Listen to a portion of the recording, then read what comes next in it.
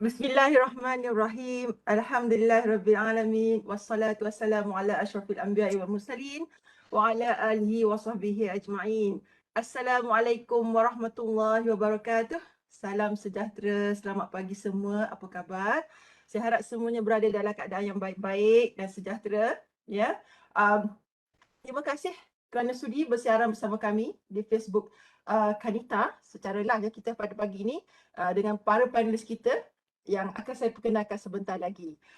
Saya Zairini Azmi daripada Unit Penyelidikan Wanita dan Gender KANITA, Pusat Pengajian Sains Kemasyarakatan Universiti Sains Malaysia, selaku pemudahcara pada pagi ini akan bersama dengan para penonton semua selama 2 jam daripada pukul 10 bermula sekarang sehingga 12.30 hari dalam webinar Rancangan Malaysia ke-12 Apa Ada Untuk Wanita.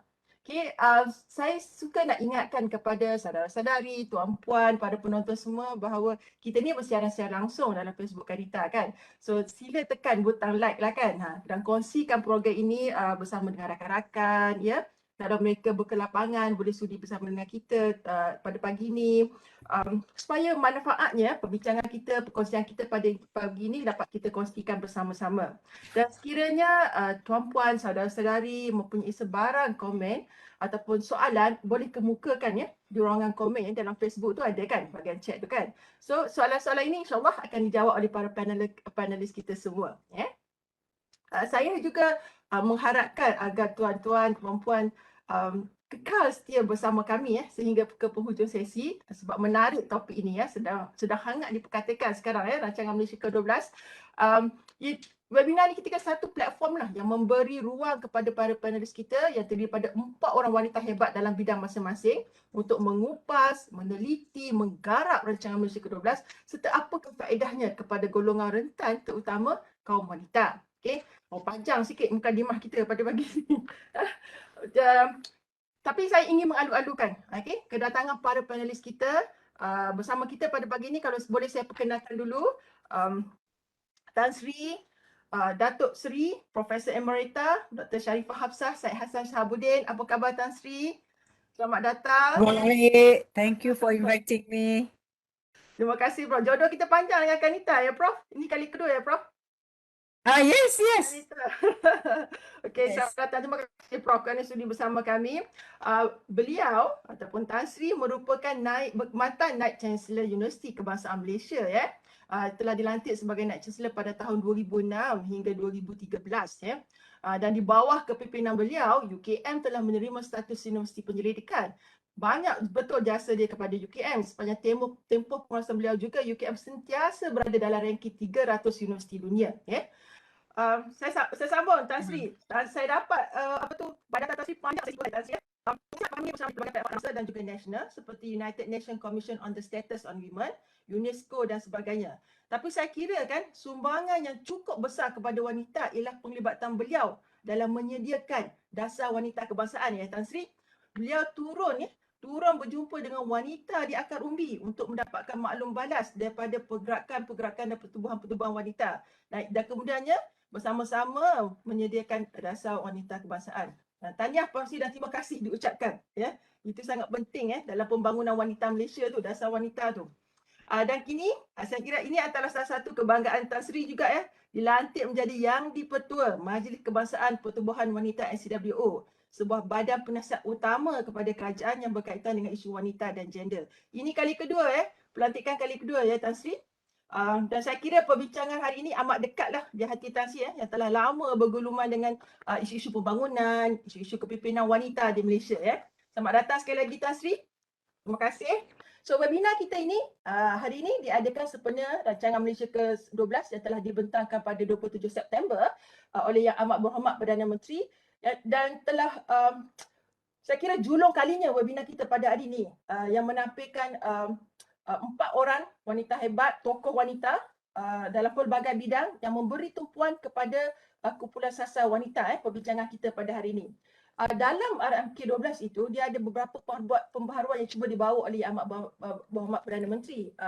Dia telah memperkenalkan 3 tema dan juga 4 pemakin dasar di samping 14 pemacu perubahan yang dikatakan sebagai satu usaha untuk menambah pendapatan rakyat dan juga menyentuh tentang isu kebajikan serta kesejahteraan rakyat. Topik yang besar, topik yang penting, terutama kepada separuh daripada penduduk Malaysia itu wanita. Okay?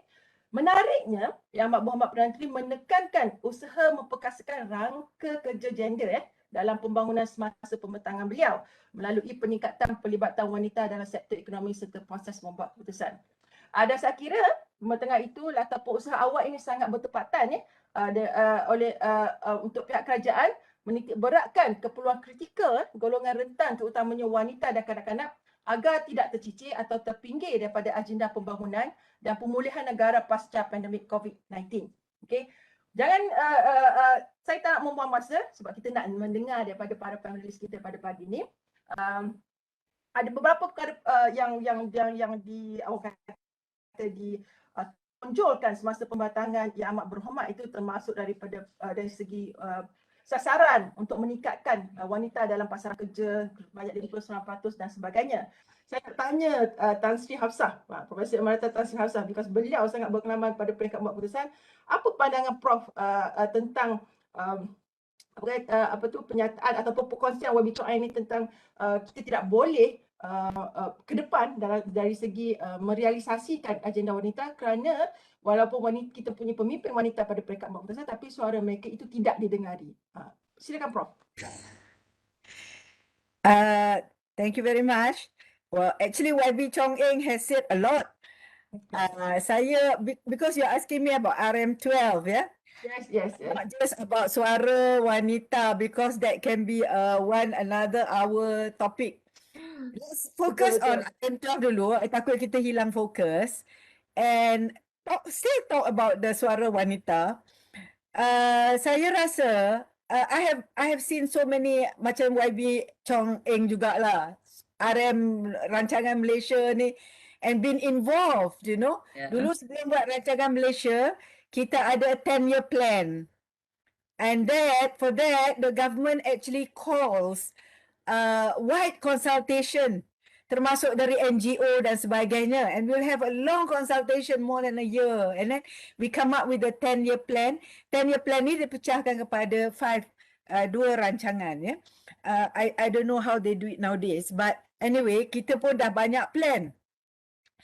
And this RM12 comes above agenda 2030, agenda National Recovery Plan, yang the other one tu yang kemesraan, there's another one for the economic one yang COVID tu ya.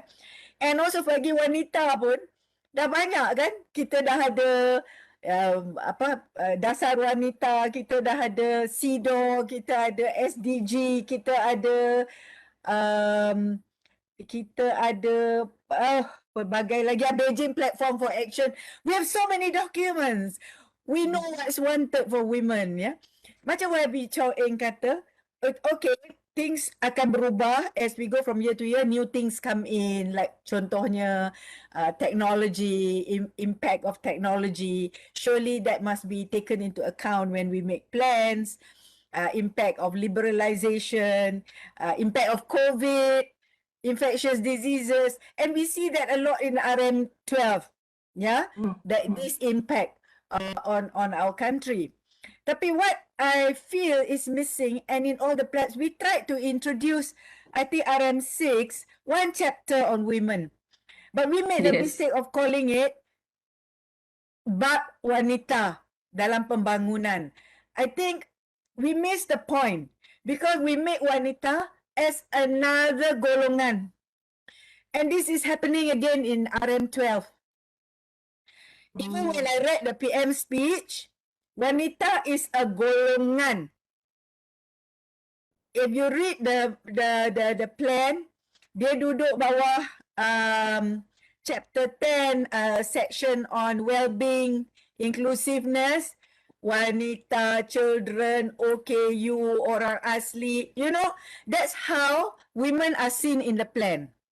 And I'm very concerned about this because in all the plans, even when we had the chapter, we look at women as a group. And what can we do to this group? oh, kita bagi 20 juta. The first time, you know, I remember, they say give 20 juta, do what you want. That's not the point. Bagi saya, RM12, if you really want to be successful, you must do the mainstreaming in all the chapters. And I feel this is missing. If you want to bring back one chapter, I feel that is missing, is called mainstreaming gender in the RM12. That chapter is sangat-sangat penting kerana dia akan menyatakan bagaimana gender patut dimasukkan dalam semua chapter. What is missing is we have beautiful plans, we have 3 tema, kita ada 4 policy enablers, kita ada 14 game changers. But nothing in those will say how different people will be affected. It's just a plan. Seperti YB Chong Eng kata, it's a beautiful plan. But bila plan tu nak dilaksanakan, different needs must be addressed in all the chapters, not in dalam golongan orang asli, golongan wanita and all that, you know. You mean Wanita has nothing in renewable energy? Wanita doesn't have anything in construction? You know, all the other chapters in the macroeconomics, you cannot just put wanita and then female labor rate participation. Tak boleh macam itu. It has to be in all, right? Because 50% of the population are women. And out of that, you will have the working age women. And they have different concerns, they have different needs. And this is what we are talking about, gender equality. Ya, dalam setiap plan kita harap sangat gender equality. Ini bermakna for everything that is given out, we want to see kesamaan dari access to the peluang, access to the resources, and we want to see the benefits are the same. At the end of it, we get the same benefits, yeah, not different benefits. But to get access, there must be a consideration of the different needs. So maknanya, it's very important to consider right from the word go that for everything that's put in the plan, you must consider that there are differences, and gender is one of them. How will this impact women? You take this chapter, you kata construction contohnya, macam-macam kita nak buat kan? Even transport, logistics, ada women, you know. I've got NGOs that are involved with construction, women contractors. So there's nothing in the SDG that women are not involved in. Don't forget, you know, it's not just about SDG 5. Women are involved in all the SDGs. Dan plan, jika dia tidak mengambil kira the impact of gender biases, the impact of age-old tradition on that results in stereotyping, which ultimately result in discrimination, women are going to suffer. So you see, plan after plan, you see results, of course, dalam pendidikan baik, kesihatan baik kan, maternal mortality turun, life expectancy kita naik, education, women are in the universities and so on. But what happened? And also we can say some successes, right? One off macam itu kan. Bank apa? Governor bank negara ke, you know, we have VC lah, we have minister. But out of how many? It's very few, right? We cannot go and shout and scream about this. We must make sure that, macam YB kata tadi, that is well represented. Women are included in everything, women are represented and women participate. Labour force kita masih 55%. The second lowest di ASEAN. Kenapa? Because we have not addressed the underlying issue. Why so few women are in the boards? Why few women parliamentarians? Dah berapa? 12, ini yang ke-12. Kita belum lagi boleh address isu ini. Saya lihat, and I want to share with you now, what I found in the Malaysia plan, yeah, I feel they have done a really okay, I want to say that input has been a lot. Outcome is what we are concerned about, yeah? Outcome. And one of the outcomes I feel that we are not satisfied is that the data, gender disaggregated data is not there. So we don't know what's actually happening to the women, ya. Banyak input, buat kursus lah, buat program ni, buat usahawan, buat itu, buat beratus-ratus. But at the end of it, what has happened to the women, ya?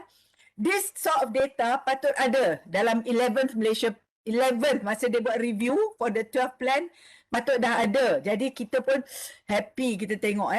In fact, index yang diguna pun dia tak ada. Like HDI, Human Development Index. Why you just give me one index? I want to see for male macam mana, for female macam mana. Why not use the gender index? Why not use the World Economic Forum punya index? Why not? All these indices are not used. Jadi kita tak tahu exactly what's happening to the women. And women, 50%. And we want to increase 55 to about 70-80% kan in the workforce. And still we find we cannot increase. Masih ada halangan. I think kerajaan has done quite a fair bit. Talent Corp in particular, I think has done quite a fair bit. But I feel that ini tidak akan menolong dan membantu the inclusion, participation and representation of women. Yeah, not just inclusion.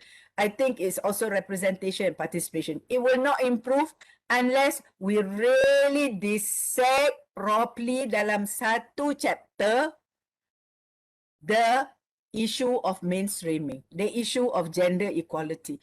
Bila kita dah dissect ini betul-betul and we say this is what we are going to do bagi isu-isu ini dan contohnya let's look at the Talent Corp punya programs contohnya ya, even in the private sector kan, banyak inisiatif kita dah buat kan.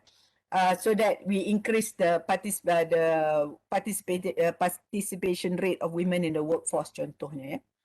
Even dalam RM12 pun ada, dia macam motherhood statement macam itu kan. Katanya because women yang keluar sekolah secondary school they're not working, so they want to give home based economic activities while continuing household responsibilities, because the reason given was household responsibilities. But we never question why women are doing the household responsibilities. That's a gender issue. Right? Because ini stereotyping. The girls pun dah accept dalam otak dia, ini kerja dia. Whereas it should be a shared responsibility. Yeah? So I feel issues like this has to be attacked from the root, the source. And that source is actually our tradition, our cultural biases, yang menerima the stereotyping. Women's role is in the home. Women tak boleh keluar dan menjadi pemimpin. So women pun dah terima dan that's why they willingly want to sit at home. Yeah? Padahal kita dah educate so many. What happened to all these educated women? It's a loss. Yeah? So I feel that satu adalah please kaji semula. Inisiatif ni sangat baik kerajaan dah buat, but not taken note, like entry, development and re-entry, re-entry particularly, mana dia, how many women came back, yeah?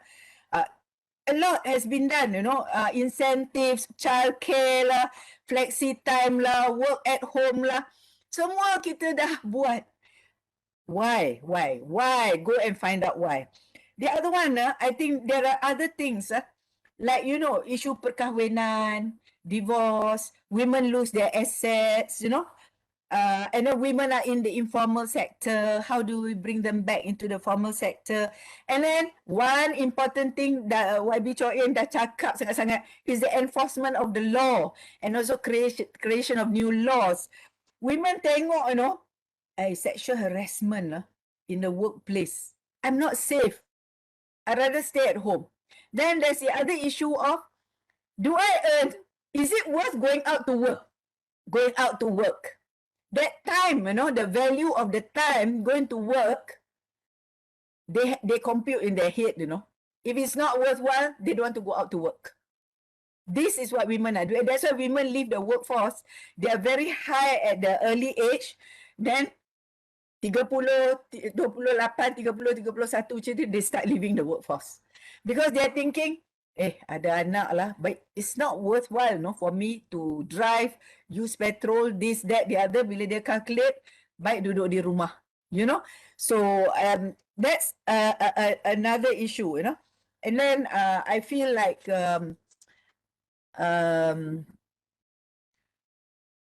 you need to look at, I think there's Khazanah Research Institute is beginning to look at this. Macam smart economics, you study what men and women are doing in the household. And you also base your policies on this, what they do in the household, you know. So I think need to do that kind of study. This should be in this kind of mainstreaming chapter. And also this chapter must contain how are we going to address perkara pokok ini, menangani cultural gender biases dan stereotyping. I feel if we do this, then all the chapters will be taken care of, because we're going to have education starting from early childhood to look at this issue. Then we have to have, we will have lifelong learning, also looking at these issues. Then we are going to have programs that address people who are already at the workplace, why it's important to have gender inclusion, gender sensitivity, gender diversity, how to value it, what it brings to the workplace, what's the importance. Then can do this like in intern, in workshops and so on, meningkatkan kesedaran tentang pentingnya kepelbagaian gender di peringkat membuat keputusan, contohnya, ya. We can give them, you know, McKinsey report and so on, you know, and show them the outcomes, you know, the profits, the better governance when you do this, yeah. Sometimes they don't understand. So I feel selagi dalam RM12 ni kita tak menangani soal budaya stereotyping, diskriminasi gender. Though people want to say tak ada, memang ada, because from stereotyping comes the discrimination. This must happen at all lapisan, in all sectors, kerajaan atau tak kerajaan, media, academia. It must happen, you know, all this educational and gender, this awareness raising. So that we can have keterlibatan, ketergolongan, and keterwakilan wanita. You know, it's important. I feel, you know, that mungkin because it's too late kan, RM12 dah keluar. Mungkin we need a companion RM12 di mana kita usahakan look at it from the gender lens. Look at it from the gender lens. You know, and for every chapter, dissect and say, how is this going to impact women? And what must we do to make sure women are represented? Women get the equality. They get the benefits. At the end of the day, they get the benefits. I just want to, because I went through, I'm going to share with you, you know. I went through the documents. I also listened to the speech. You see, I listened to the speech first. I don't know who wrote the PM speech, but I feel the speech that was given to the Dewan Rakyat miss a golden opportunity. For example, PM talked about COVID and he thanked the frontliners. The majority of the frontliners are women, but not a word was mentioned to thank the women. Miss one opportunity. The other opportunity again about COVID, poverty impactnya, you know, poverty dan sebagainya. Again, the greatest impact is on women. Lagi tak mention. So lost. So dalam later bila mention tu about gender, is mentioned under satu golongan in one of the tema. Padahal I feel it would have been very great if the mainstreaming had come in the beginning and say it's going to be done throughout the RM12. throughout the RM12. Yeah, so I think this is very important, and we feel that more indices should be used yang kita boleh guna. Gender Development Index lah. Oh, there's also there's also a World Bank Index of Women, Business and Law yang measure economic outcome concerning female empowerment. You know, ada 8 indikator contohnya. Yeah, so I think this sort of indicators we must use. We must use in the Malaysia plan. Yeah. So I feel that equality has been mentioned many times, gender pun 1 or 2 times, but not in the context that we want. That about mainstreaming, yeah, into the plan, yeah. Well, and bila equality tu kan macam economic inequality kan, dia tak mention gender tau. Just mention macam-macam lain, benda lain, you know, the differences between for youth lah, you know, but growth disparity lah, inequality between income groups contohnya, and rising cost of living. Mana dia yang gender aspect contohnya. So, you know, this thinking about gender is not in the thinking throughout the whole of the RM12. And we don't do it, we don't come up with a companion RM12 which looks at gender. We are going to come up with the same outcomes. Little bit of improvement, sikit-sikit naik lah. Next time maybe we get 15% kot women parliamentarians. And we will be stuck at 30% women in government at decision making, KSU contohnya. We'll be stuck because it's not in our head. The mindset is not there. The mindset to implement atau mengamalkan gender equality is not there. That mindset is not there. And that mindset kita kena cerita dalam special chapter called the mainstreaming. Gender mainstreaming.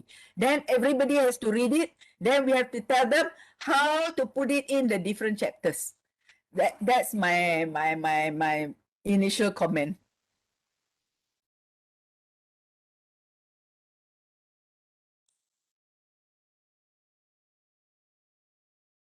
Okey, terima kasih. Saya banyak, sangat banyak maklumat yang diterima Tan Sri.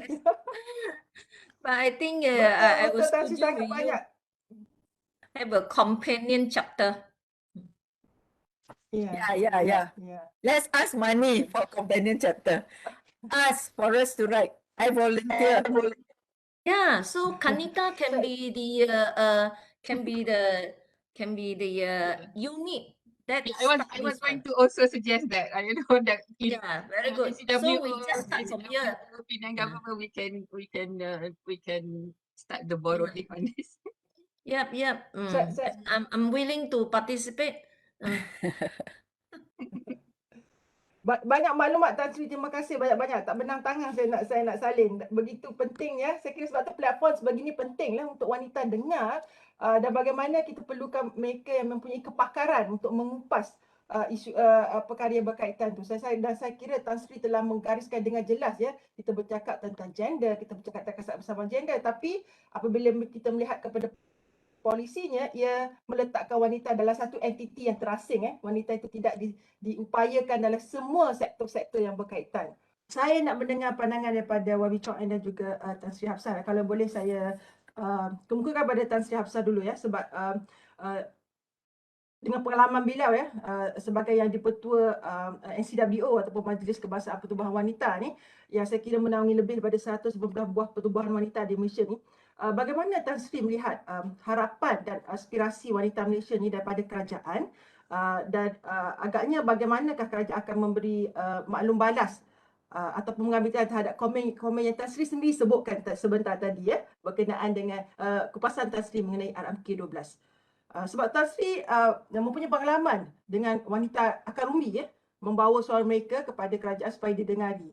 So dan Tan Sri juga berpengalaman bekerja dalam kerajaan sebagai penasihat. Sebagaimana agaknya harapan Tan Sri dari segi maklum balas agaknya lebih apa kata responsif lah kot ke macam mana Tan Sri? Silakan Tan Sri.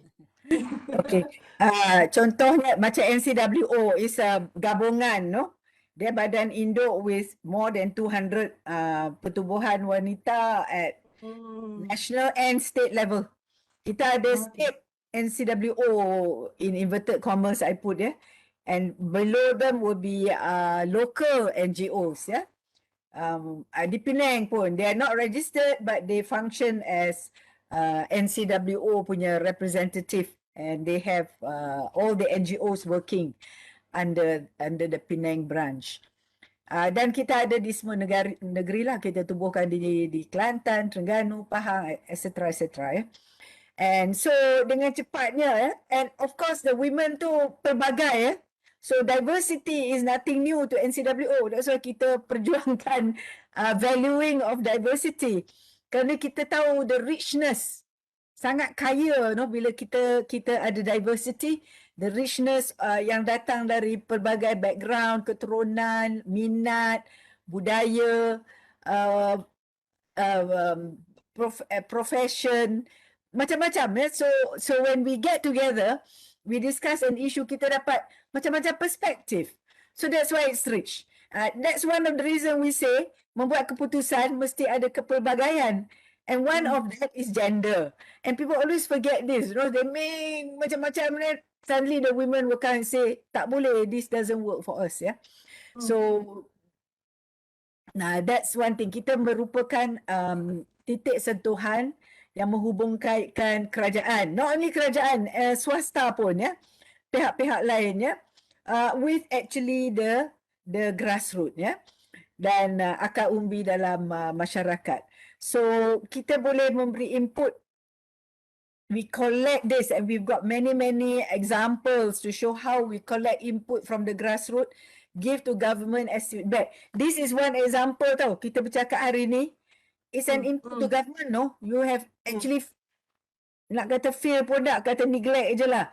The interest of women dalam RM12. First time you want to see, no, kita dah 12 rancangan, dah 11 rancangan dah. Masih macam itu juga kan. Tak naik-naik kan. And so we can also be the jentera untuk melaksanakan program. Dasar-dasar ya. Kita boleh, and most important, kita adalah pemikir, the imaginative thinkers, very creative, and we can bring new ideas to the table for advocacy. Yeah? Can you imagine? I told this to the YB Rina. I said, dalam kementerian you ada berapa officer? Dan dia pula turnover very fast. They hardly know what is gender mainstreaming. But outside, we have hundreds and thousands of women who are very educated, very experienced, willing to give their time, their energy, sometimes even their money, passionately working on the issues. They're willing to do. They do willingly, voluntarily. Dia tak kira masa. Kita kalau panggil meeting, when it's after 5 o'clock, pukul 6 ke pukul 8, kita tak panggil. The government officers don't come, you know. Dia tak mau. NGOs will come because they have the passion. Yeah? So I said, you know, if you tak gemblengkan these brains out there to help you, you are going to be floundering in the sea. Yeah? So we will be a very good partner untuk mencapai matlamat RM12 ni. Ya? Dan the good news is, saya tengok dalam RM12, the good news is, for achieving the SDG tu, the government recognizes the role of the CSOs dan as development partners. So kita tengok macam mana dia dah institutionalize the role of the NGOs into the government mechanism. So jangan leave it to the ministries to do. Some ministries tak faham pun NGO, dia ingat enemy dia, you know. So it's not just in the implementation or in the formulation of policies, but also in monitoring. We can help in the monitoring, we can give feedback, you know. So I think kita banyak role, And since the government has recognized this, they should institutionalize this and assist. Contohnya kan, networking. We have network. Excuse me ya. Kita is a network of networks. NCWO contohnya ya. But if we can be assisted, so far we don't actually ask, you know. Dulu-dulu we used to be given money, you know, to help us sustain like in our working, like developing the communication system, you know, for to communicate better.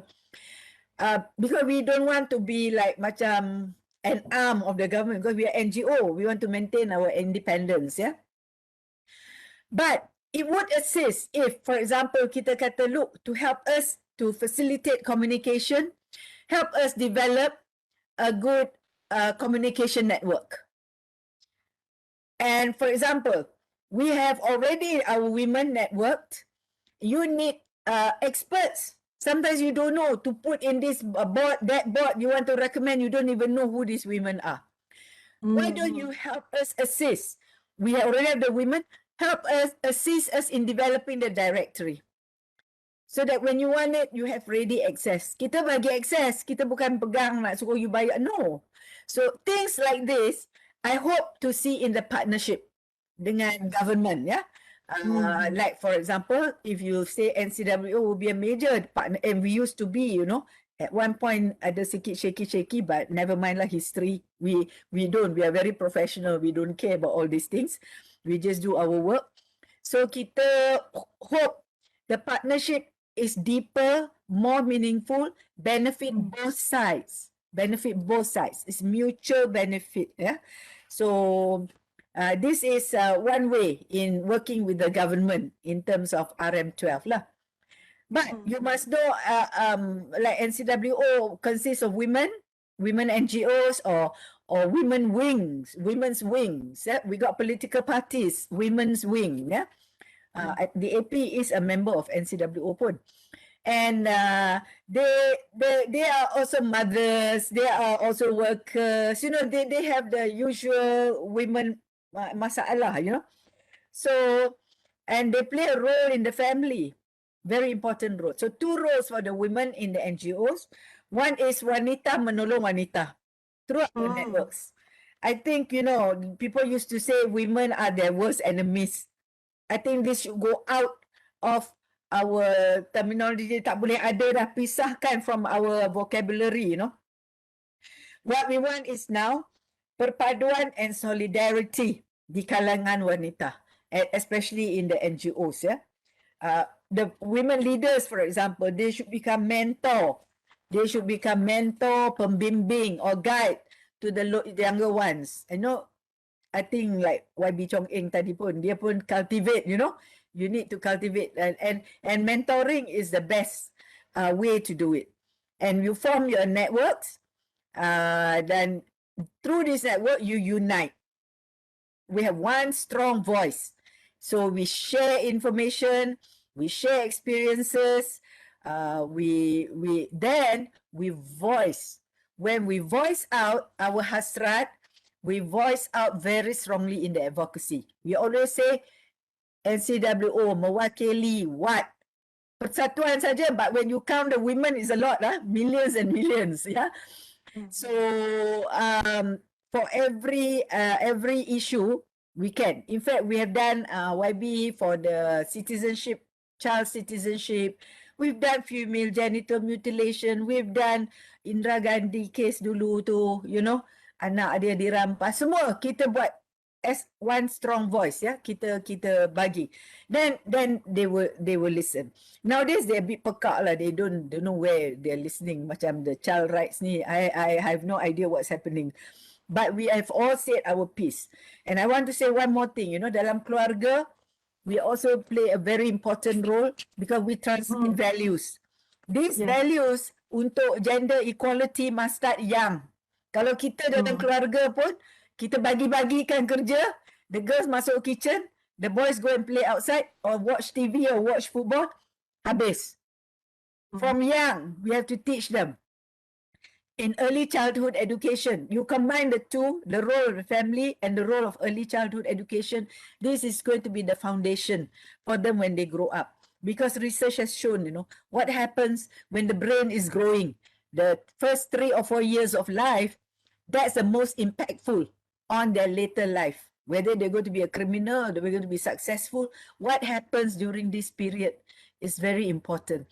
So I think our role in the family and with our shared responsibilities and our role as women leaders and women in Persatuan to help other women are very important to realize whatever plans that have been made. Yeah.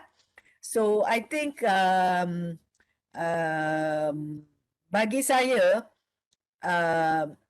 as NGO, as we observe, and that's why I voice out. I said kalau kita tak put our foot down for the RM12 to make sure the gender mainstreaming occurs, we are going to get the same result 5 years later. We are going to get the same. I cannot, and maybe it's even worse if you don't look at poverty, for example, with the gender lens, yeah, because poverty has become a big issue. And look at the psychosocial impact. I don't know how much. Under health pun saya pun tak berapa boleh tengok dengan mendalam. Contohnya well-being tu, the psychosocial aspects, which have become very important now. Especially with the COVID, kita semua kena kurung. Lagi-lagi kita dah dapat depression lah, and health workers at the front lines, they suffer the most, from psychosocial impacts. So things like counseling, where are these, and where's the women's input in this? Because women suffer the most. You saw the divorces. Siapa ni told me 5 divorces a day? Tak tahu siapa yang bagi kat saya terbaca somewhere. And domestic violence. If we don't voice out, nobody knows, They think everything is very nice, duduk kat rumah. No. Child abuse. There's one more thing I want to mention, Just like women, the children are not well tackled in the RM12. Dia pun macam satu golongan. And talk about EC, I was so unhappy. Children are the foundation. They are the future. We must give them special attention, RM12, let's do it, What can we do for the children, to protect them? The protection of children, the development of children. Let's look at it as the future of the nation, not just for the next 5 years.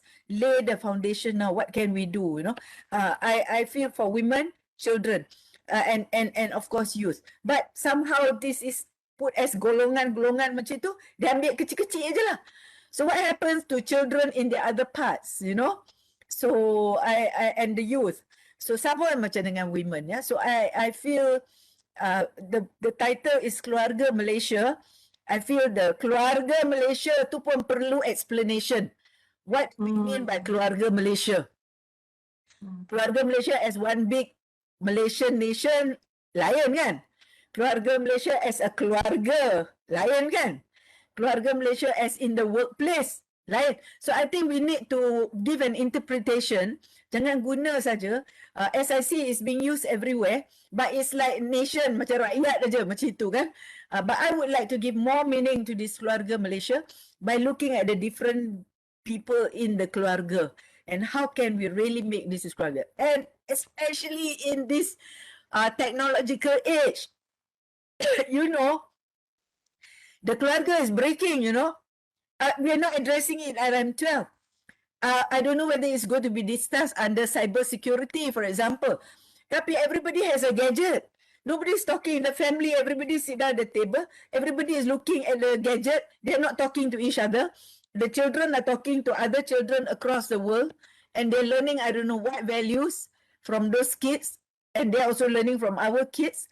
I have a chuchu who's 5 years old.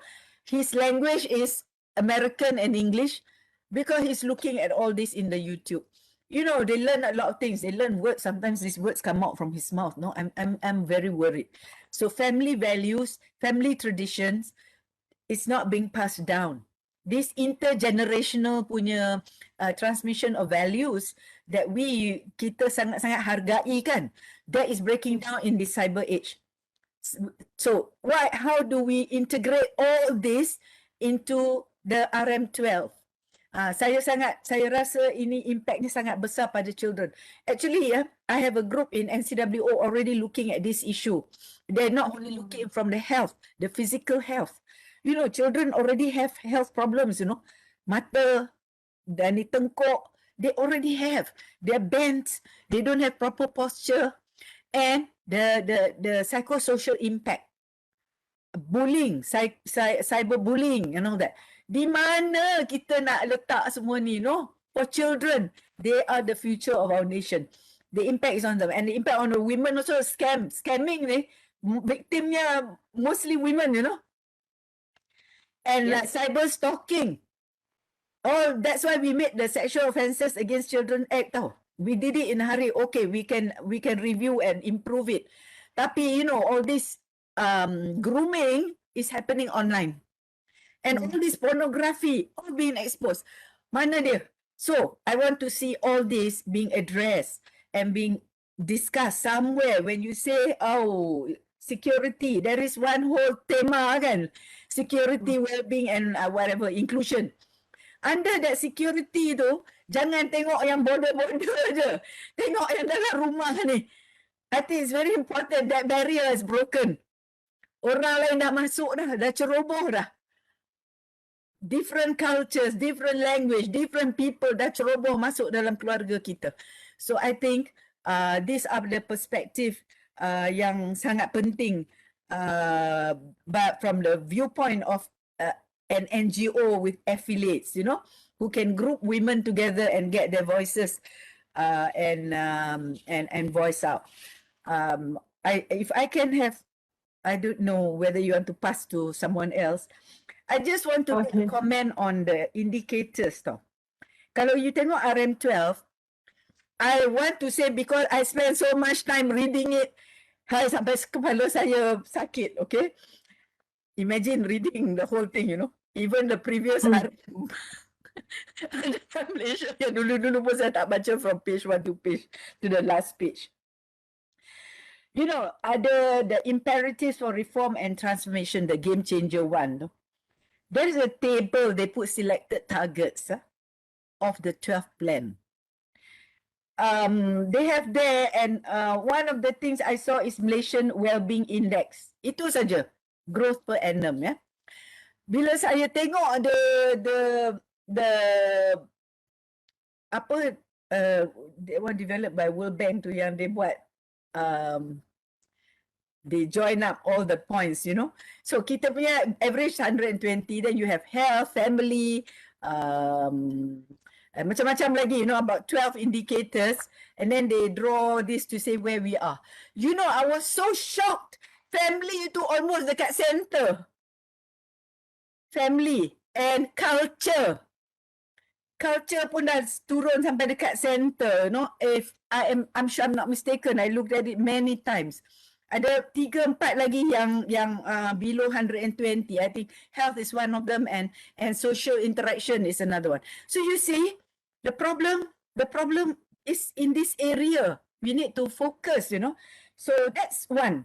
And then saya rasa banyak indikator yang kita bagi itu is more economic. I would love to see GDI dalam tu. I would like to see the Global Gender Gap Index dalam tu contohnya, and HDI broken into male-female contohnya. And if they can do the others disaggregated, it will be very good. Then at a glance, use about 10 indicators or so, we know where we are. Termasuklah from the viewpoint of gender, ya. So itu yang I want to highlight. Banyak lagi I read, I made notes about the RM12, but we said everything lah. I just wanted to give examples. Di mana kita ni disebut-sebut tapi it doesn't mean anything. It's just motherhood statement, ya. Okay, maybe I pass back to you. Boleh saya mencelah sikit? Because tadi YB Chong Eng cakap dia orang tak nak terima perkataan gender equality. In fact, we want to make Gender Equality Act pun dia orang nak suruh ubah nama. Why? Because of these cultural beliefs. Yes. because of societal values. Yes. Akan impact, on society's behavior. Yeah. Yes. And culture ni kan dia link. It's not by itself, They link dengan economic, political, legal Yes. views. Semua ada impact the culture, Yes. So what happen is ada changes saja dalam economic, social, or political arena, dia akan impact the sexes in different ways. Dia akan. And so bila kita buat law, the law actually reflect the culture which is based on society's values. Yes. Tengok, kita nak ubah apa tu, family law, syariah pun susah, Yes. Even the law reform act pun susah. Because of the values, dah semua ada dalam kepala dia orang ni kan. Termasuklah wanita, not just women. So we need to change this. I know it's slow, but we need to move fast. And one of the ways is I said either have a companion to the RM12 where we stress, we insert and integrate the gender perspectives into all the chapters and write a separate chapter on what it is about gender inclusiveness and gender mainstreaming, what it's all about. That's one way you force the issue. Yeah, I want to give you an example. When I became VC, I tengok tak ramai tau women in leadership. Padahal I tengok, so many of my women are so educated and so credentialed, very good, and got a lot of experience, They are not visible, So, if you see, if you must have the mindset about equal rights, women's equal rights that must be protected, must be respected, that you want to empower women, and you want to make sure they are involved and in the decision making and so on. You have that mindset. I of course have lah, because I dah lama NCWO, but ramai tak ada, So if you have that, you must make sure you institutionalize the things that you need to do. So we must do the same with RM12. Contohnya saya kan, bila ada, kita buat nomination kan, and then ada interview and then you select and then only you appoint. So you come up with the step that says, if you are nominating, at least one name must be a woman. You must write it down like that as a policy. Yes. And then what happens? They all have to go and look for the woman, kan? Yes. Women are there. It's the same in our country. The talent pool is there, Yes. Large talent pool. But why are they not being used? Tak digemblengkan. Kerana tak ada benda-benda yang macam ni yang force them to look at the gender issues to help the women. Okay, one thing, name come up. And then, you want to appoint? Masa mula saya VC, lepas tu dia tak jadi dah because they understand, Then they come up and say, I think I cannot do it. Dia tak mau terima tau because inside their head, they think they cannot be leaders. Yes. So you have to mentor. There's a process of mentoring. And to say that you have confidence in them and then tell them, you have all these things, what worries you in administration or to be a leader, if you're a leader, what can you do about it? You have to mentor like that. And then they accept. And then what happens? They do very well. I'm very proud of my record, When I left, I had more than 30% women in dean or pengarah, all the positions yang ada dekat university. I in fact went one step ahead and managed to get at least one woman. I had 3 pro-chancellors, all men. I went and saw the minister. I went to my chancellor and I asked Tunku Intan Safinas to be our pro-chancellor. So at least I have 1/4 there, 1 out of 4. So I make sure semua, by deputy vice chancellors, 4, 2 women. So you have to force the issue, but nothing to be ashamed of because the women are qualified. They can do the job. They have the experience. They lack confidence. You can overcome that. And nobody can say, woman naik, dia letak woman. No. I told them, it's not because I'm a woman. It's because they are capable.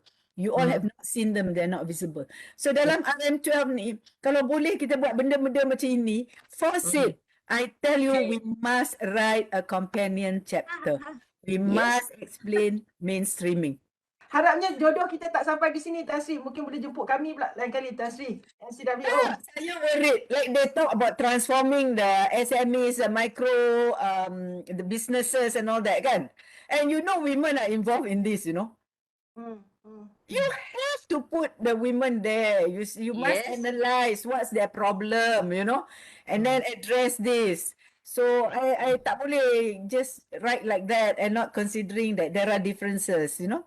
You need to address the differences. Anita, you must also network. You should get all the other women units, Definitely. both in state governments and in other universities, you know, so that you become stronger for the thinking part. Then you get the NGOs involved because they give you practical experiences.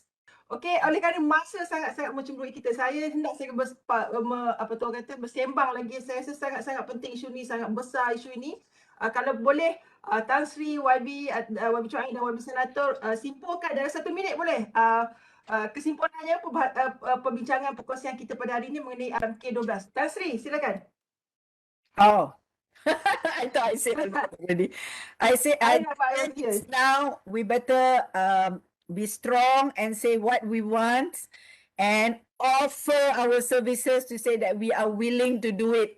Jangan kata government pergi buat, they'll come up with the same document, you know.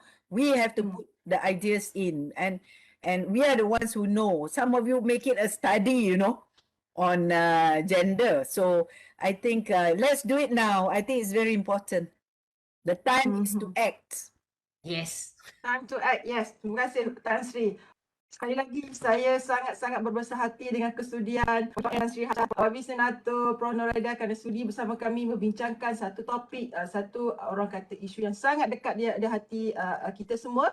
Saya kira bukan saja wanita, saya kira lelaki dan wanita dalam memacu pembangunan yang lebih seimbang dari segi gendernya.